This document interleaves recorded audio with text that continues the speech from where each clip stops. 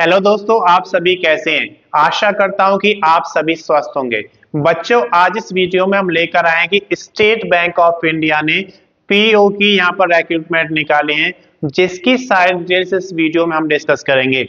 अगर अभी तक आपने इस चैनल को सब्सक्राइब नहीं किया, सब्सक्राइब करें, वीडियो को लाइक करें और ज्यादा से ज्यादा शेयर करें, ताकि ये वीडियो उन सभी लोगों के पास, उन सभी बच्चों के पास पहुंचे जो भी स्टेट बैंक ऑफ इंडिया में पीओ की जॉब करना चाहते हैं। तो आइए सबसे पहले यहाँ पर बात करते हैं इसकी प्रारंभिक तिथि की। तो इसके ऑनलाइन एप्लीकेशन 27/12/2024 यानी कि 27 दिसंबर 2024 से शुरू हो चुके हैं। अंतिम तिथि की अगर बात करते हैं तो 16/1/2025 यहाँ पे दिया गया है। 16 जनवरी 2025 तक आप इसका ऑनलाइन एप्लीकेशन जमा करा सकते हैं। अगर आवेदन शुल्क की बात करते हैं तो 16 जनवरी 2025 तक आपको जमा करानी होगी। कितनी करानी होगी, कैटेगरी वाइज आप यहाँ पर देख सकते हैं। अगर आप जनरल कैटेगरी, जिसे हम अनरिजर्व या फिर सामान्य जाति बोलते हैं, उसके अंतर्गत आते हैं तो आपको 750 रुपए का एप्लीकेशन फीस देना होगा।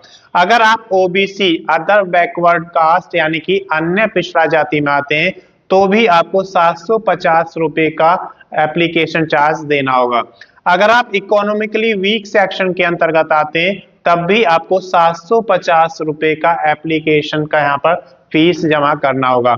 लेकिन अगर आप एससी, जिसे हम शेड्यूल कास्ट कहते हैं, पिछड़ी जाति कहते हैं, एसटी शेड्यूल ट्राइब्स यानी कि जनजातियां होती हैं, या फिर फिजिकली हैंडीकैप से आप दिव्यांग हैं, तो आपको इसके लिए कोई आवेदन शुल्क नहीं देना है। अगर आवेदन शुल्क आपको जमा करना है तो आप डेबिट कार्ड अगर यूज करते हैं तो डेबिट कार्ड से आप अपना एप्लीकेशन फॉर्म का फीस जमा करा सकते हैं। अगर आप क्रेडिट कार्ड यूज करते हैं तो उसके थ्रू भी आप इसका ऑनलाइन एप्लीकेशन फीस जमा करा सकते हैं। अगर आप नेट बैंकिंग यूज करते हैं तो नेट बैंकिंग से भी इसका ऑनलाइन एप्लीकेशन फीस जमा करा सकते हैं। इसके बाद हम बात करते हैं एग्जाम डेट की। तो इसमें दो एग्जाम्स होंगे, एक प्री होगा, एक मेंस होगा। दोनों अलग अलग होंगे आपके। तो अगर हम प्री की बात करते हैं तो यहाँ पर 8 और 15 मार्च 2025 की डेट दी हुई है। इस डेट को आपका प्री एग्जाम होगा पीओ का। लेकिन अगर आप मेंस की बात करें तो ये अप्रैल या फिर मई के मंथ में होगा 2025 में, जिसका अभी एग्जैक्ट डेट मालूम नहीं है।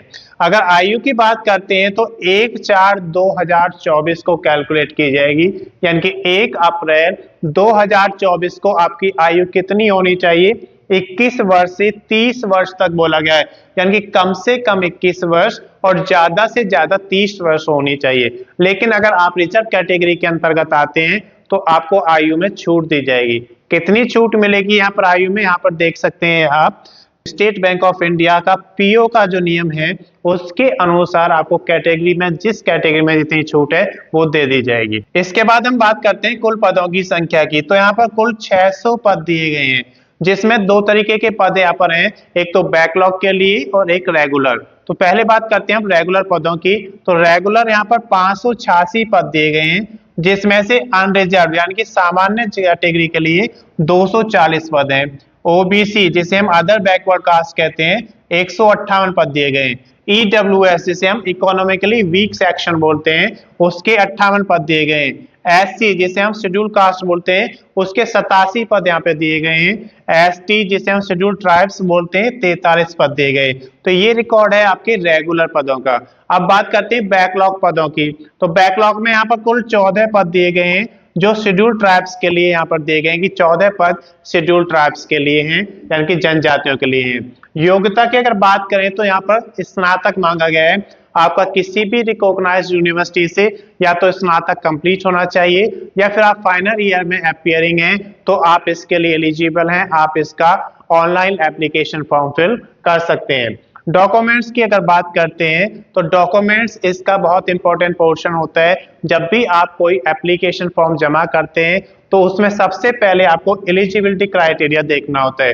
जैसे यहाँ पर स्नातक आपसे मांगा गया है तो आपके पास स्नातक के डॉक्यूमेंट्स होने चाहिए और उसकी स्कैन कॉपी आपके पास होना चाहिए। अगर आप किसी रिजर्व कैटेगरी में आते हैं तो उसका कास्ट सर्टिफिकेट के आपके पास स्कैन कॉपी में होना चाहिए।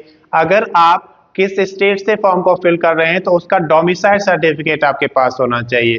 तो ये सारे डॉक्यूमेंट्स आपके एलिजिबिलिटी के अंतर्गत आते हैं। अगर आप फिजिकल हैंडीकैप्स हैं तो उसका सर्टिफिकेट आपके पास होना चाहिए।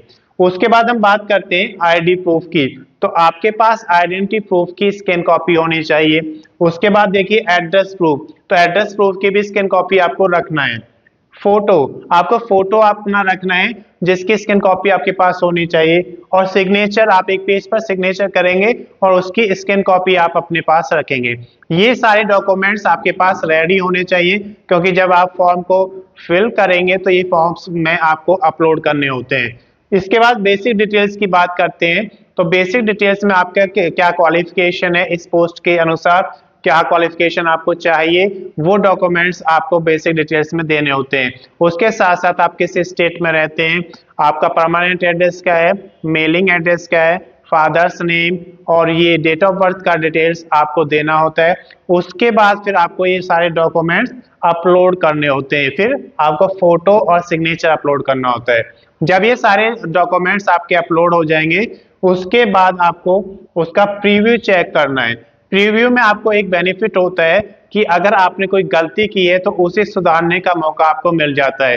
और अगर आपको लगता है कि जो डिटेल्स आपने दी हैं वो आपके अकॉर्डिंग सभी सही है तो आप उसका फाइनल सबमिशन कर देंगे। और जब फाइनल सबमिशन आप कर देंगे तो उसका प्रिंट आउट जरूर निकालें, क्योंकि जब आप भर्ती में आगे बढ़ेंगे तो उस प्रिंट आउट के अकॉर्डिंग आपके पास सारा डेटा होता है कि आपने क्या क्या एंट्रीज वहां पे दी हैं, तो वो सारा रिकॉर्ड आपको अपने पास रखना है। तो जब ये सारी चीजें आपकी हो जाएंगी तो फिर भी अगर आपको कोई भी अधिक जानकारी के लिए करना है कि आपको और जानकारी चाहिए तो आप स्टेट बैंक ऑफ इंडिया के पीओ का जो एडवर्टाइजमेंट नंबर है CRPD PO 2024-2025 का 22वां नोटिफिकेशन है, इसको जब पढ़ेंगे तो आपको सारी जानकारी मिल जाएगी। मैं समझता हूं कि ये जानकारी आपके लिए पर्याप्त है। अगर अभी तक आपने चैनल को सब्सक्राइब नहीं किया, सब्सक्राइब करें, वीडियो को लाइक करें और ज्यादा से ज्यादा शेयर करें ताकि ये उन सभी बच्चों के पास पहुंचे जो स्टेट बैंक ऑफ इंडिया में PO बनना चाहते हैं। धन्यवाद।